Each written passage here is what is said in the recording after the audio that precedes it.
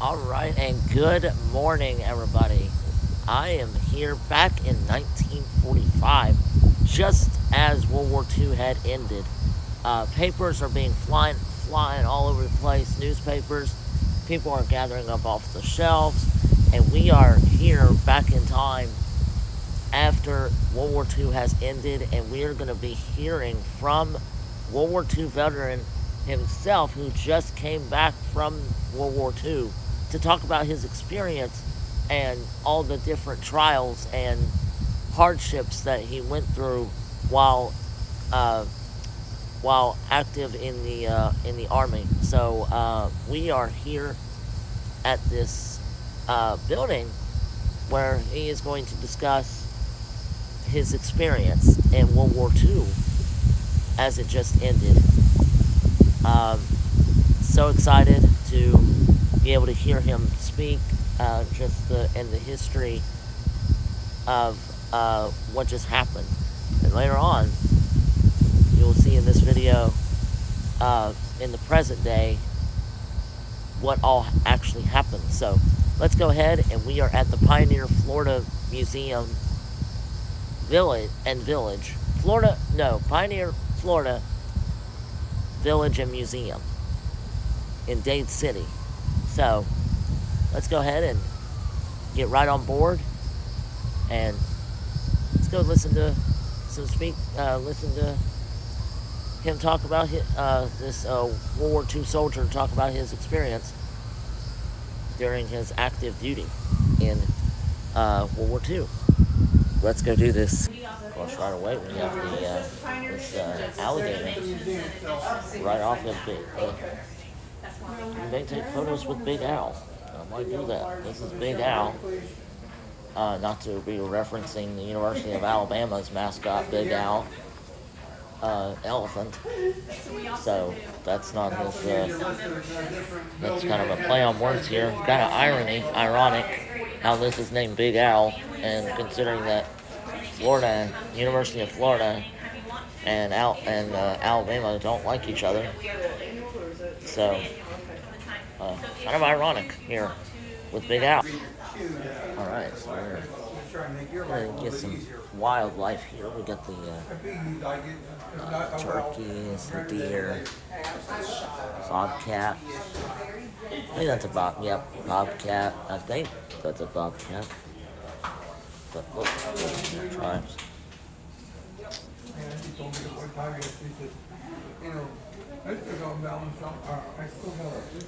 Venice.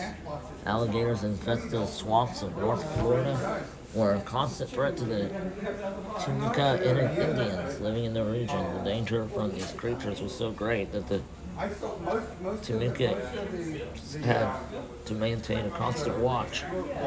Guards were posted day and night in sentry boxes that dotted the outskirts of their villages.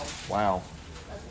They were so overpopulated that the tribes had to keep watch in these little huts to prevent them from being eaten by alligators. Got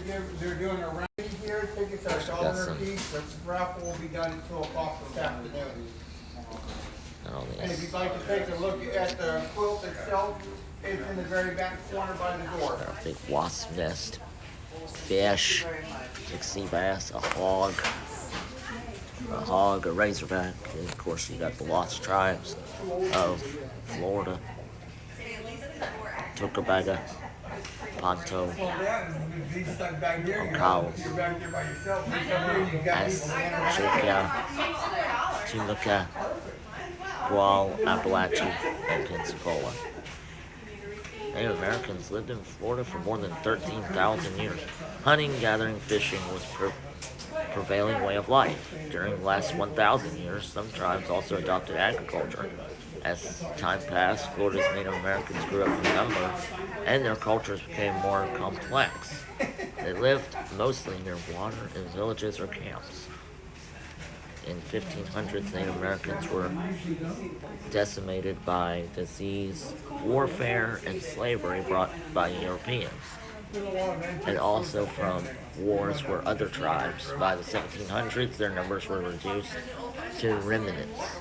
At this time, Creek Indians from Alabama and Georgia moved into Florida and became known as the Seminoles. Like Florida State Seminoles. So here we go. We got some artifacts here from the Believe it or not, it's in one of the old funeral homes. Native Americans. They have a lot of space for book stuff. I've been in there twice so far. My wife will not let me go in there by myself. Because last time I was in there, I come out. Ceramic bowls. They made a lot of pottery and sculpting with the Native American tribes.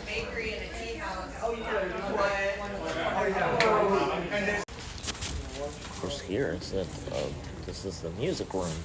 This was had their music. Could play music. I know a lot of the women back in the 1800s had their big old music pianos, grand pianos, and sometimes clarinets, guitars, different instruments. A lot of them did have a record player played on their own. Of course, they have Victorian airways. Saving the deceased loved ones here has been custom for centuries. Victorian era in the 1820s. Europeans and Americans turned into art. Hair could be collected during a person's life, but was often taken after their demise.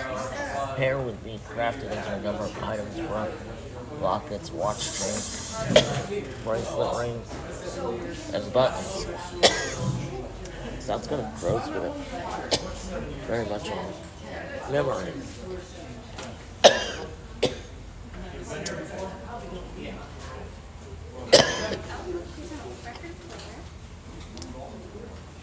Of all the items listed on the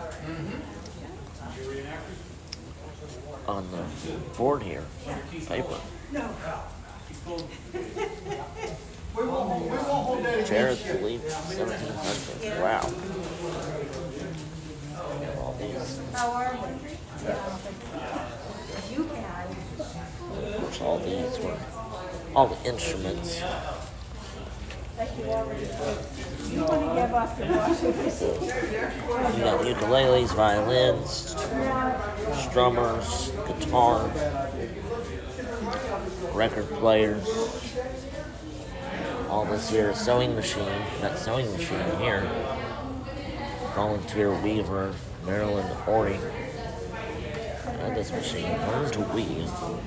Both fun and useful craft. Weaving rugs, blankets, linen shawls, upholstery. It's an introduction to weaving. All tools and materials are provided. There's a class. You'll need to bring your own loom, yarn, and tools for any classes you attend. This is just talking about the class. But this is a longtime resident of Providence, Rhode Island. Bertha Hayes was a talented early 20th century weaver. In 1923, at the age of 45, Miss Hayes became a chartered subscriber to the shuttlecraft coursing and weaving. She was interested in weaving grew through the 1920s and 30s. Became fascinated with overshot technique, began creating miniature overshot patterns. A charter member of the National Conference of American Hand Weavers. Okay. Miss Hayes attended the first conference in 1938 and all subsequent conferences the remainder of her life. Bertha Gray Hayes, from 1878 to 1947. Of course, here we have some more of the Seminole Indian artifacts, clothing, and weaponry, and arrows. You got buttons for shirts. You got moccasins. Down here with some snaps, feathers. Feathers were like a reward as he rises in the rank of becoming a chief. Like a chief would have the big feathered headdress. Is what you would do. Is what you would wear, and you would become a stout in the realm of Seminole or in any type of a Native American tribe into your headdress. The the bigger the headdress, the bigger the rise of the ranks you have in becoming a chief for a Native American tribe. Some of the artifacts and different tools they use for carving, for weapons, for everything else that you would have in the Tampa Tribune, and collective artifacts seeking place from the past, preserving the past. From Chief Osceola, of course. Chief Osceola was in the Native American, one of the Native American tribes here in northern Florida. And there's a Seminole warrior also through here. We Seminole have lived in Florida for thousands of years. Our ancestors were the first people to come to Florida. Ancestors were once connected by family culture to others across North America, from the Atlantic coast to the Mississippi River, Gulf of Mexico to the Great Lakes. They are now called the Mississippian culture. Their traditions still exist among the Seminole and other tribes today. We were in Florida when the Spanish arrived. They met our ancestors, who called by different names, the Miccosukee people, the Mescogee people, and the Calusa people, and other Native American tribes. The Spanish brought with them diseases that devastated our ancestors. Within 100 years, the new diseases had killed 9 out of 10 of Native American people of the Americans. Wow.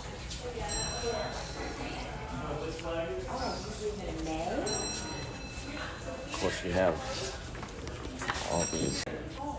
Time to set sail with the ships, the Bayou Belle. That's the Bayou Belle right there, and colorful history, both in the water and on land. Original 126-foot steam sternwheeler packet was built in Paducah, Kentucky in 1891. Originally, it was christened the White Spot.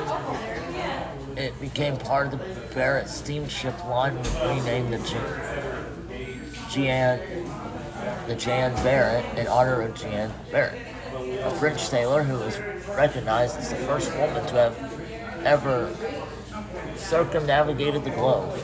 Employed for many years as a tow or tugboat, the Jan Barrett plied the Mississippi River, and its purpose purported to be the only ship in the Barrett line to have entered the Mississippi River by 1948. Wow. Very cool. And of course, we move on. These are some of the medals right here that they earned for the Purple Heart, which was honored and for the U.S. Coast Guard in 1917. They were assigned, this is the Sumner brothers. They were assigned to cutter USS Tampa. By 1917, the Coast Guard came under control of the U.S. Navy. Tampa became part of supply convoys traveling between the United States and Gibraltar at the mouth of the Mediterranean Sea. In its first year of service, the Tampa escorted 18 convoys across the Atlantic Ocean. On September 26, 1918, the Tampa slipped away from its convoy to refuel, picked up and tracked by U-boat UB-91 to Celtic Sea off the coast of England, and a magnetic torpedo fired by UB-91 struck the Tampa and sunk her, leaving no survivors. Coast Guardsmen were not eligible for Purple Hearts until 1999. During commemoration in 2001 in Tampa, Jack C. Edwards, a World War II Marine veteran, accepted the postal medals for both Homer and Wimbold, natives to Tampa and Dade City. Sumner brothers' grandfather, Jesse Carey Sumner, was a Florida pioneer and fought in the Third Seminole War.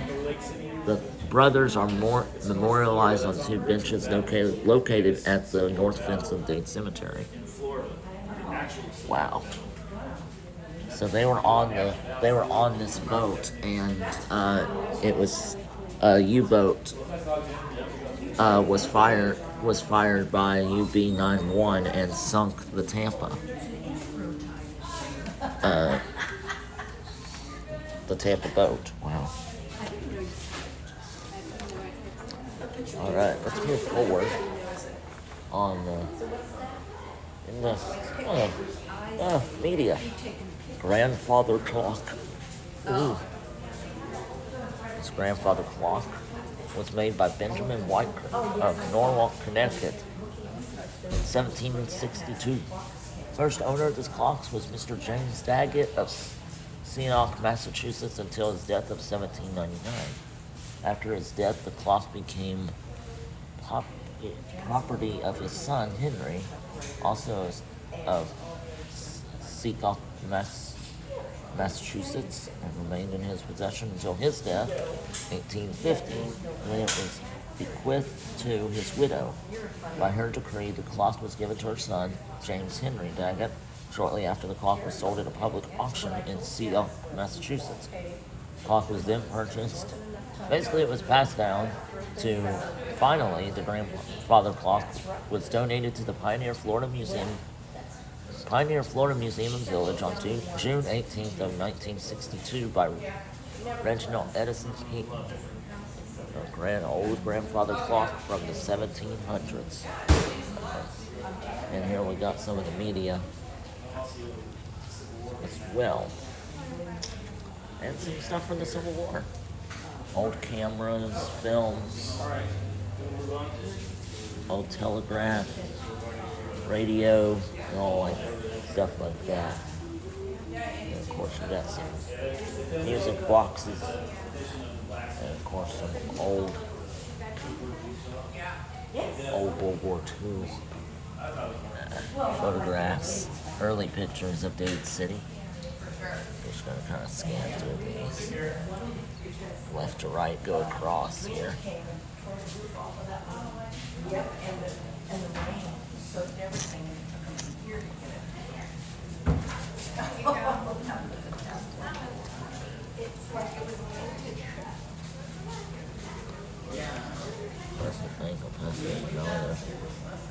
The courthouse, square, women's club, the railroad depot, coastline, rail line. There's some old photos here back in 1896. It's supposed to be like that. Oh, that's a really old photo.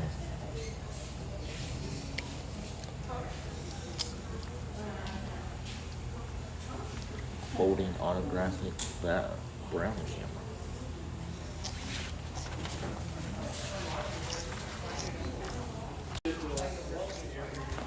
Oh, here we go. Alright, so this is where we jump into World War II. And women in the war were very much active as the men were in the war. The women, also some women actually were recruited to go to war as well and help. They were mostly like nurses and doctors and all that. But this is what we talk about here. So the Florida women in World War II. World War II will forever be a landmark chapter in American history. What is often forgotten or misrepresented are most important roles in which women would serve during the war. When the United States entered the war on December 7th of 1941, women from all walks of life began to look ways to serve their nation. Many industries were seeking to fill jobs vacated by millions of men headed off to war.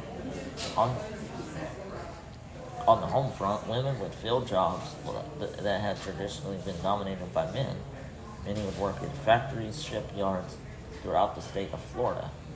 Rosie the Riveter, who was an icon here in the state of Florida, would come to represent American women stepping up to fill these vital jobs and support the war effort. In Dade City and Pasco County, women took new roles at the Pasco Packing Association juice plant.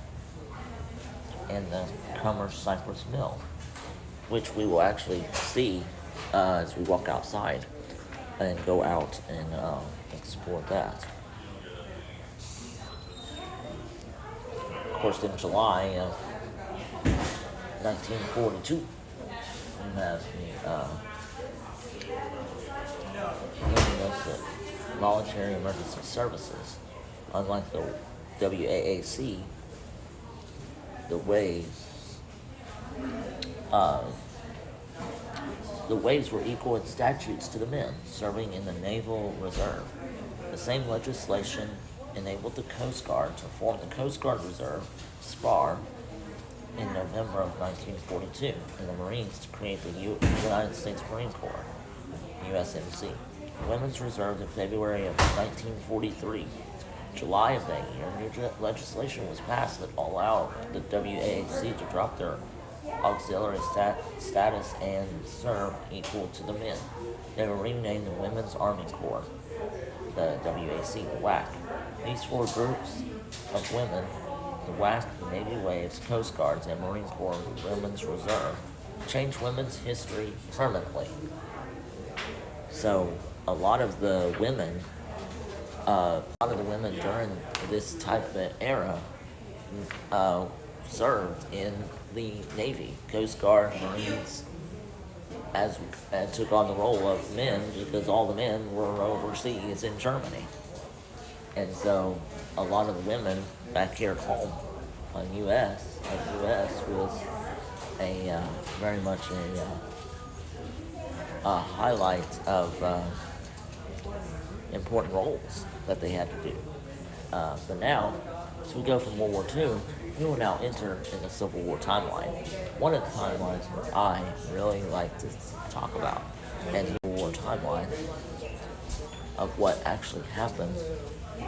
The bombardment of Fort Sumter, Battle of the First Bull Run in 1861-1862, Battle of Gettysburg, just into 1863 for 3 years. Battle of Shiloh, that's in Tennessee. I remember doing a video about that one a while ago, but this is just a lot of it. So the fall of Richmond, Lee Sturgis Grant, Florida was captured in war. Bombardment of Fort Sumter was in Charleston, I believe. Okay, Trojan. That is all. Young man is dressed like a Trojan for some reason. But it's okay. Battle of Santa Rosa Island. This is in Florida. The Union occupation of Jacksonville, Union occupation of Pensacola. Capture of St. John's Bluff, Battle of Bayport, Hillsborough River Raid, Battle of the Lusty. I've done a video about that one. I'll put the video, link to the video on my channel down below. Brooksville, just was there. Battle of Gainesville. Why have I not done that? Where's that one at? I'll have to find that. Battle of Fort Myers. There's also a Battle of Fort Myers. Battle of Natural Bridge and the Cattle Guard Mountain. Surrenders at Brooksville. Okay. In 1865. So this is the Civil War timeline of all throughout the United States, and in yellow is the Florida battle. Oh, this is here some of the bridge. Oh, we'll have to touch this? Yes. I think he's the one that's actually going to be talking at 1 o'clock. Keith Cole. Southwest Florida Museum of History. Jackson Street.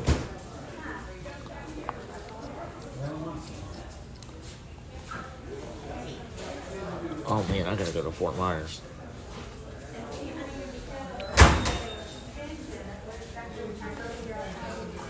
I I've not been here. Southwest Florida Museum of History. Alright, well, got my next video. I love this. Bradenton. Good grief. In Bradenton, that's like 30 minutes from my house. That's not far. But these are just the...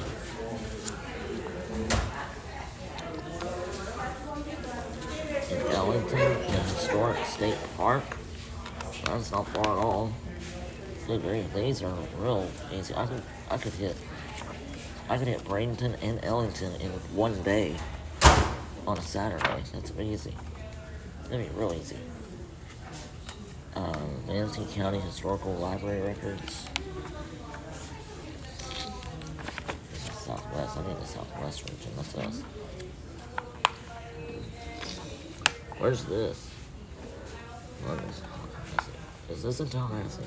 No. Oh, this is a Civil War exhibit in Bradenton. This is Bradenton. So all these are in Bradenton. Right here. Okay. Good. I have succeeded. Right here's the map of the Civil War. Map of Florida during the Civil War. And, that's out here. We'll start at the Panhandle, from Pensacola, Milton, Pensacola and Georgia Railroad, which makes sense, considering the fact that the Pensacola and Georgia Railroad doesn't even go into Georgia, but it goes to Chattahoochee, Marietta, Tallahassee, St. Marks, Lake City, Olustee,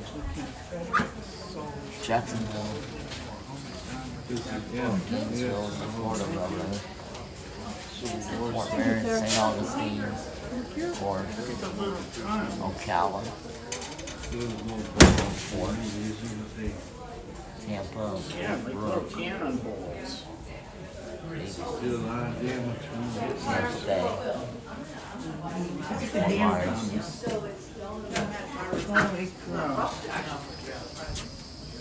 sounds like Key West, and Fort Jefferson, Fort Taylor. So the map of Florida was a little bit less. Yeah, it is cute. Alright, so we made it into this looks like a church right here. Or a schoolhouse. This is the schoolhouse. Yeah, someone talking in there. I don't want to interrupt him. But we also have cracker fixins. We're going to make our way over here to this fire engine. Let's climb on the fire truck. About the 1921 American of France 45 pumper. This pumper served as the fire departments in Philadelphia and St. Petersburg before landing at Port Ritchie Fire Department. Donated to the Pioneer Florida Museum in April of 1977. Very cool. So we got the radio show. Yes, sir. Yes, sir. From 19... They're from different eras. Some are from 42, some are from 45. I'll usually try to say when that program originally aired. The one I just did was from, I think, December 1942. Oh, wow. But usually I'll let you guys know when the original recording was made. Gotcha. Yeah, I like to give it a break because I got some speakers going, and I want to make sure that everybody gets around to all the other vignettes as well. Gotcha, yeah. But we're going to do another one. I'm expecting right at 12 o'clock. 12 o'clock? Yeah, what time you got right now?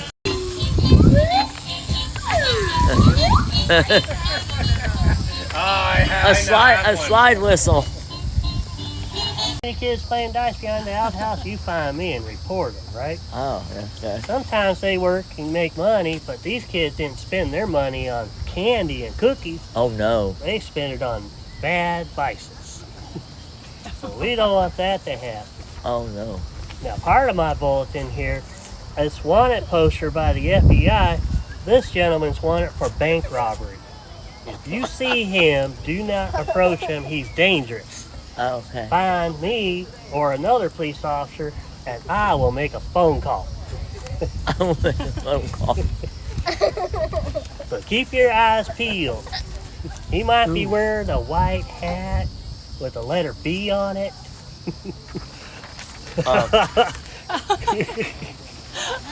Well, thank you for your time. That's not me, really. That's awesome. That was good. And remember, kids, stay in school. Like, Yeah. for me, especially me as a school teacher. Yeah. And so I teach kids. So it's like, what? Thank Yeah. you. You're welcome. That was good. That was funny. Thank That you. was good. You can get that. That was great. A white hat with a letter B on it. I'm like, oh, You never know. you never know who it is. They are totally in disguise. You know? That's right. They are in disguise. We're in the general store now. It's kind of like a old little center. They would have whistles are $10, pops are $4, candy sticks are $2 for one. Yo-yo is $5. Puddle pumpers are $5. Man, I wish prices were like this today, back in the present day. And of course, you also got a mail room. This is the mail room. My favorite. Every time I volunteer here, you take pictures. So. Very good. Oh, it works. Everybody says come over.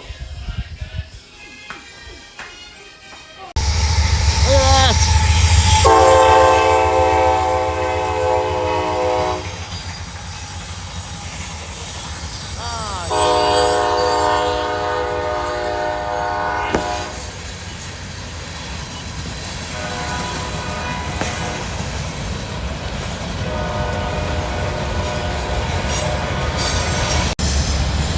Speaking of trains, perfect. Let's see a train roll by here in Dade City. Here at the Pioneer Florida Museum and Village, off the coast, with my navel orange. Perfect for Florida. Got it from a German World War II soldier who was passing out oranges in a basket. Hoping it was safe. It's good to eat. Enter the blacksmith shop and the factories of where they make the oranges and peaches. It's like this one.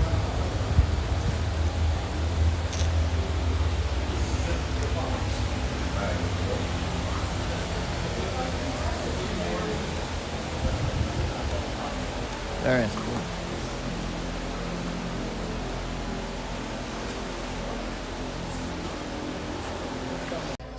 Alright, we made it inside the History Center.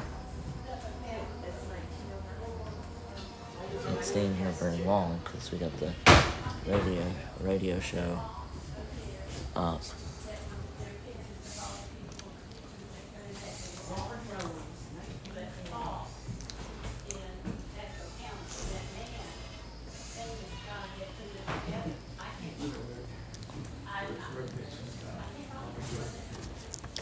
All the state routes. First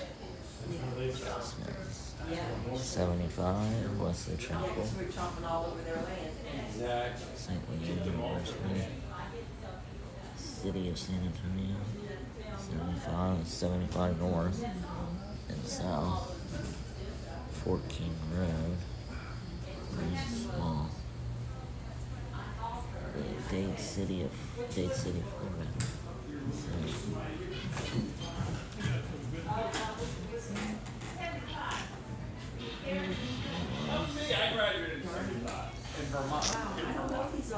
And these are all the archives, mortgages of houses,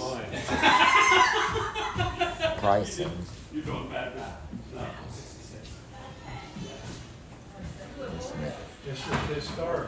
Dade City of past tense, Fort Dade. You were here for the first program, so I'm really going to kind of try to do the Cliff's Notes version of the history of radio. Long story short, Heinrich Hertz discovered radio waves way back in 1887. Wow. The first transatlantic radio broadcast was in 1901, conducted by Italian Guglielmo Marconi. Then the early 1910s, you begin to see radio getting used. The Titanic actually issued distress calls in 1912 using radio. In the 1918, Woodrow Wilson's 14 points were broadcast to Europe after the First World War. Radio took a meteoric rise. In 21st century parlance, radio went viral. Just to illustrate that a little bit, in 1920, one home in every 500 in the United States owned a radio. By 1930, 45% of the homes in the United States had a radio. By 1940, 88% of the homes in the United States had radios. Radio stations exploded during this time as well. In 1921, there were just 9 radio stations in the United States. By 1922, there were 30. By 1923, there were 556. It absolutely exploded.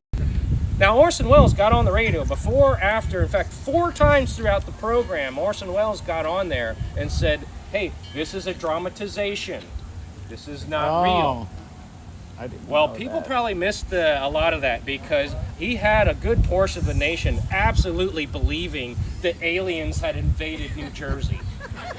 I'm not kidding you. He set the scene in New Jersey, 1938, and then over the course of the program, in fact, in the first 15 minutes alone, the New York City Police Department received 2,000 calls from listeners.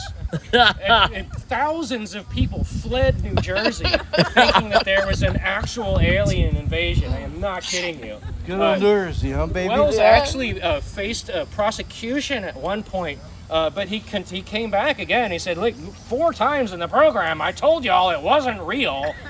And so he never went to trial. Nothing ever amounted of it. It sounds very far-fetched, but it just shows you what the power of radio could do.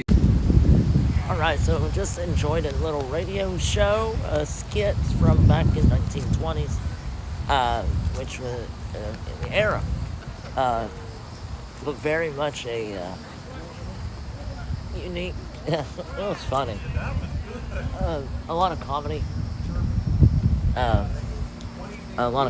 just like bit jokes. I got most of them. I understood like that the part of it, the joke side of it, very, very sarcasm. So, and more of a duress. But now we are going to head on over to the railroad, the train museum, train depot.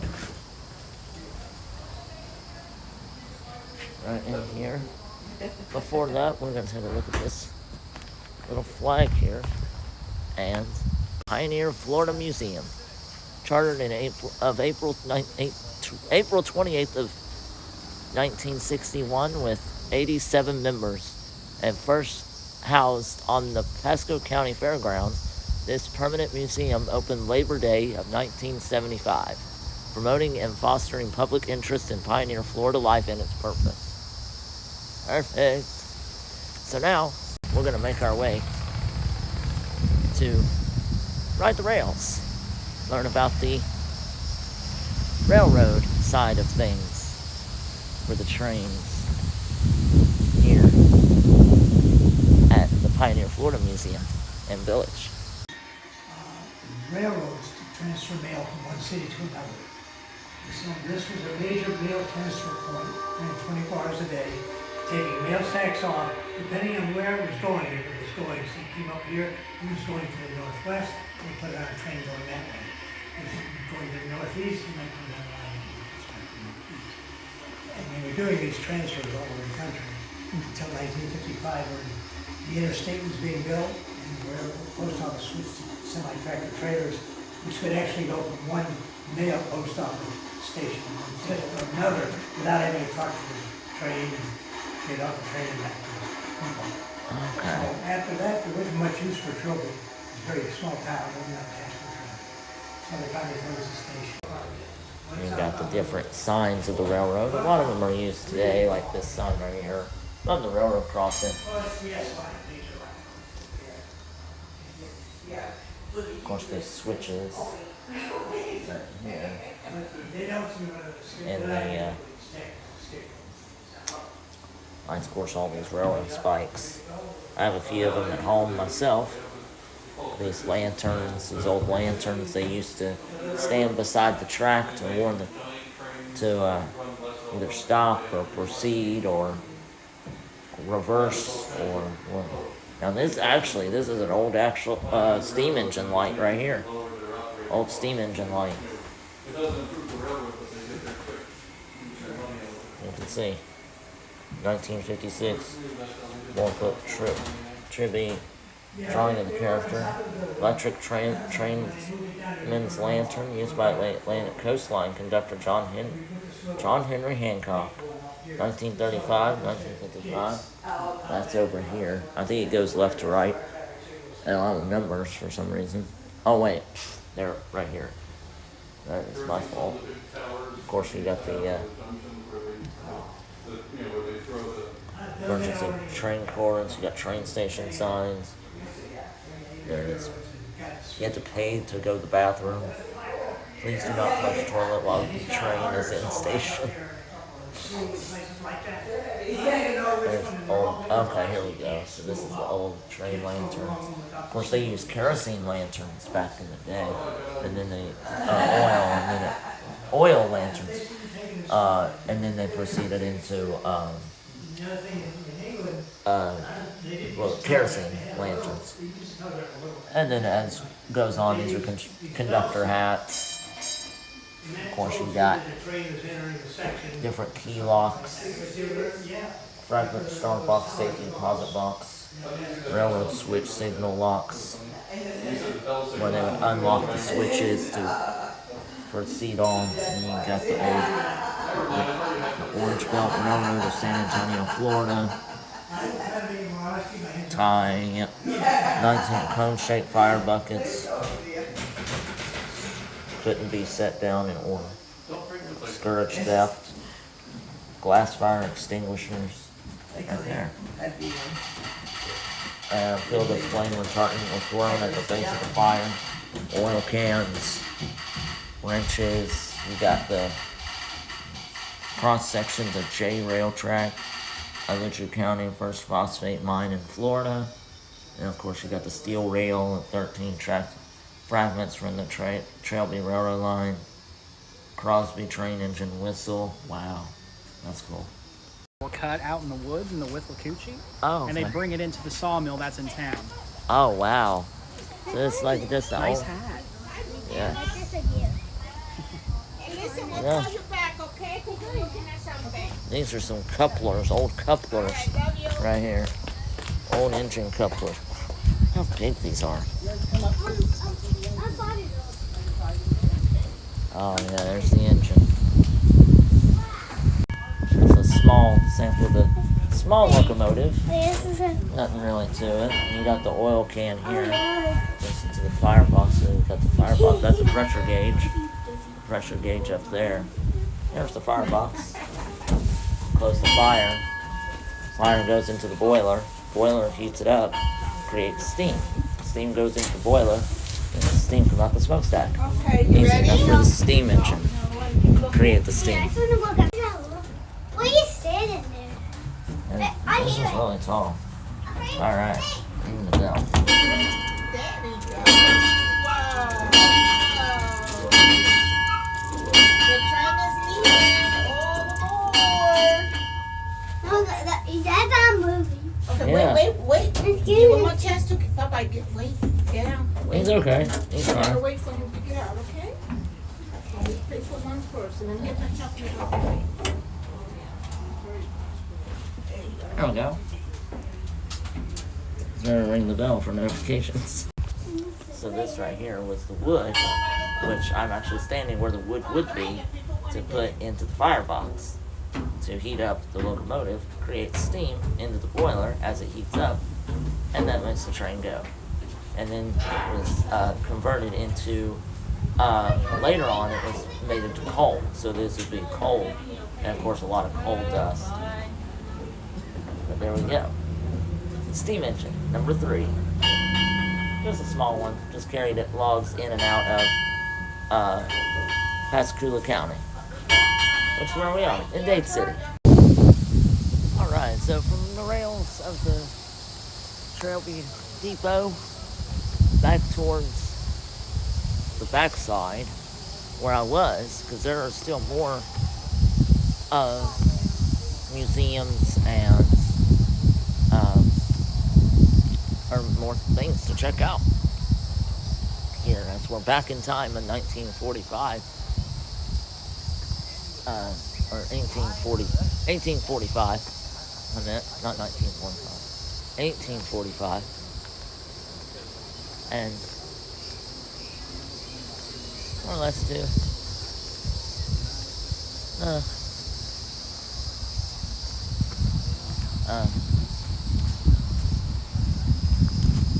check out this history comes alive. Alright, so we're heading into this is the United Methodist Church. It's just a small sample of what it is. It's, of course, you got the refreshments of coffee and cookies, water and cookies. You have the old benches here. I bet those were hard as a rock. That's the pulpit, or the pulpit, and then you got the first aid group with the cross. You got some welcome 140 people. Wow, 140 people inside this church. You know, a lot of people.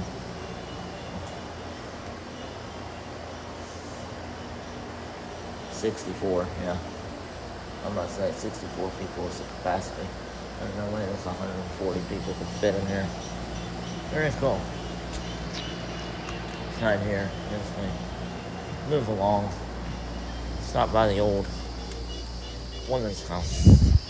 I live in Georgia now, so I don't get The Overstreet House, built in 1860.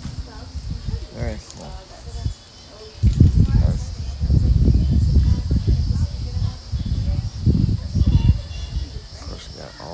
Landscape here. There's the radio show.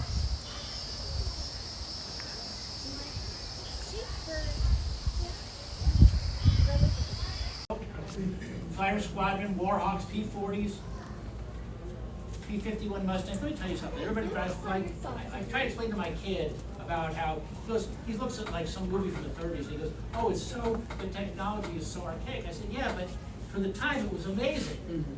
So. A guy flying a F-14 jet would probably look at a P-51 Mustang. Well, you would look at a P-51 Mustang and go, "Oh my gosh, what a clunker." The guy flying the F-14, he looks at that 51 and he's amazed at what this thing could do during World War II. Later replaced by an Army Air Force's base unit, standby landing strip. October of '44, it was converted to a transfer center. They were moving equipment around the country. Buildings equipment later sold. Became Zephyr Hills Municipal Airport. Now, do you guys know private developers? You know where that is. You know why they can't? 50 years of jet fuel in the soil. Oh. It takes millions to clean it up. Oh my word. And for a World War I aviator. Bombers were looking for U-boats in the Gulf of Mexico, Caribbean, and Atlantic. Hold that thought. First 5 years, 4,500 acres. 4,500 acres. Renamed the Field 47. So, let's talk about U-boats. This is Father Michael Gannon. Off Florida alone, between February and May, 4 months, 1940. 24 ships sunk. Who knew that? 16 of them just between Cape Canaveral and Boca Raton. What is that, 100 miles, not even? Look at them all. Now, it's not a coincidence of where they were bunched up, because those were places where the Gulf Stream was really close. The ships would ride the Gulf Stream because it was like getting a free ride. But there was a side track to that because the U-boats knew it. They got the three off Boca, all these are Jupiter, see how far east the land goes, and then here off Fort Pierce, and then up there to the Cape, where the Gulf Stream is very close. The freighters were going without their lights, because they didn't want the U-boats to see them. So the Gulfland collided with another freighter called the Gulf Bell. Oh. And the Gulfland was carrying oil, and it burned for 6 weeks. Whoa. 6 weeks. U-boats. They had the Civil Air Patrol. That's how it got started.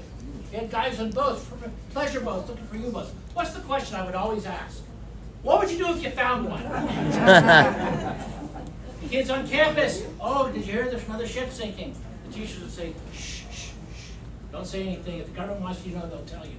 In fact, the government will wait 2 days before they would tell the newspaper. Everybody already knew. They could see it burning. Everybody's on the beach. Well, eventually, they closed the barrier islands. All up and down the coast, from Miami Beach all the way up through the Space Coast. You had to have a pass to prove you were a resident of the barrier island before they sent you across the bridge. So finally, World War II gets to this, D-Day. D-Day.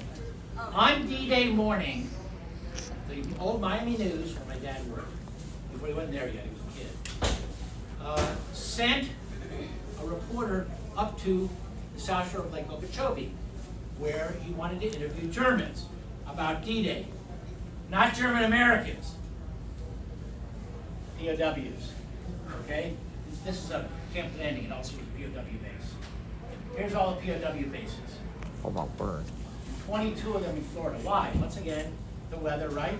Yeah. They wanted to send these Germans to hot weather parts of Florida. They wanted to be miserable. These are all people like, light skin, used to cold weather. They wanted them to be miserable. They didn't want to be able to escape. And also, they had to wear the POW stuff, and if they changed into private clothes after escaping, they could be considered saboteurs and executed. Most of them didn't escape because where could they go?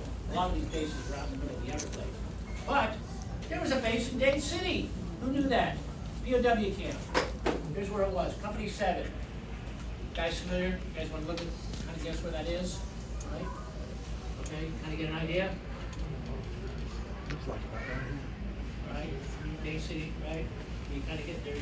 Pasco Middle School, kind of okay, that's where the POW camp was. It's an industrial park now. 1944, they brought in these.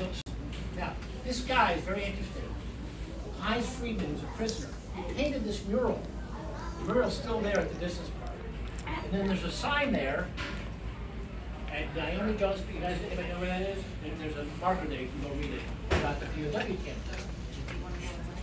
Here's the German prisoner of war at the camp that the guy drove up from Miami to interview these guys on D-Day. And guess what they said? Oh, this invasion's going to fail. Germany's going to win. This invasion's not going to work. This guy was not one of the people he interviewed. He was a German kid who'd been drafted, sent to war. His third day at the front, he was captured at D-Day, day after D-Day, brought to this camp near Clewiston, where he was bullied by the other Germans because the German military had a caste system. And if you were in the Luftwaffe or the African Corps, you were the elite. And guys like him were just the grunts that they were thrown into the front as cannon fodder on D-Day because they just needed bodies. He also came from a dysfunctional family. His father committed suicide. And so nowadays you would say that this guy suffered from clinical depression. But in the 40s, who knew? The bases, the training, people decided to move to Florida, and here we are.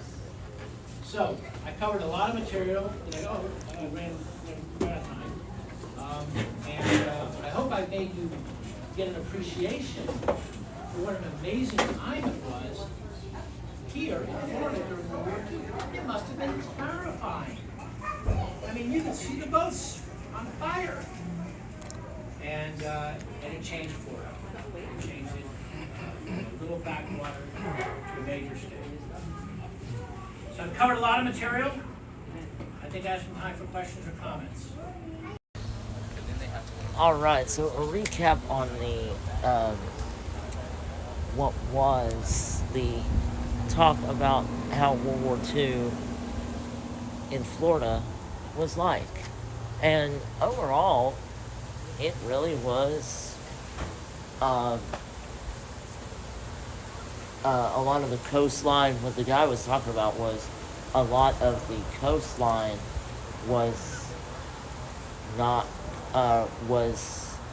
it was not bombarded with warships from Germany. Guy was, let's see, they had taken so much information. I don't remember.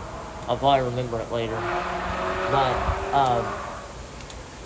I can remember that MacDill Air Force Base, a few of the Air Force bases that are around the state of Florida were used for military bases and trainees for both American and some German troops that came to America to train.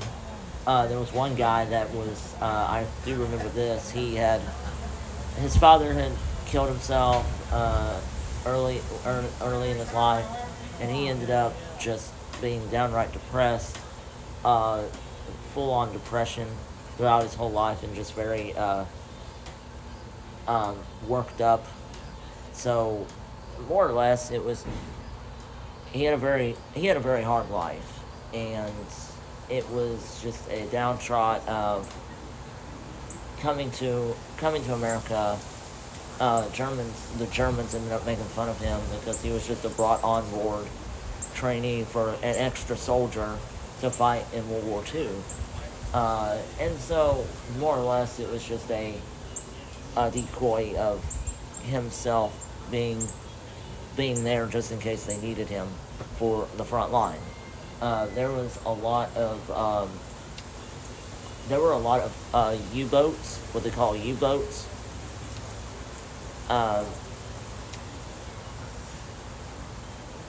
U-boats of that were along the coast of Palm Beach, Hollywood, Florida, down in Miami.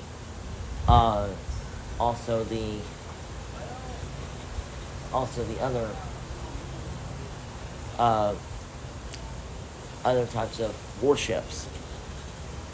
But a lot to talk about. I took a lot of pictures, and a lot was discussed during the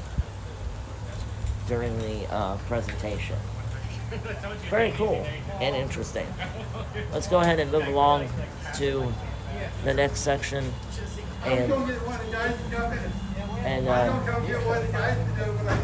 so I'm gonna try to go on and go ahead and press on. Spin the track. Here we enter the sawmill exhibit.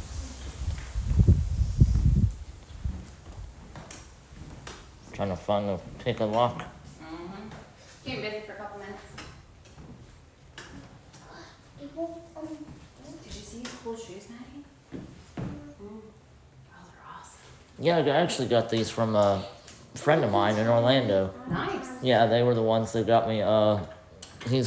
He was like, "Here, these don't fit me anymore. So you want them?" They look brand new. Yeah, well, not really, because they got dirt on them from. Yeah, you're using them. That's good. Yes, I am using them. They are comfortable, just not the socks. Yeah. But I do like them. I like the orange and black good together. Yes, it does. But we are in the sawmill. Right here. Yes. Okay, so we just found a typewriter. It's history. You'll leave history where history's at. History is different. History. Look at that. There's the key. Watch your fingers. And watch the cash register. Is this a cash register or a? The sign says it was used for bookkeeping. There, got it. That's heavy.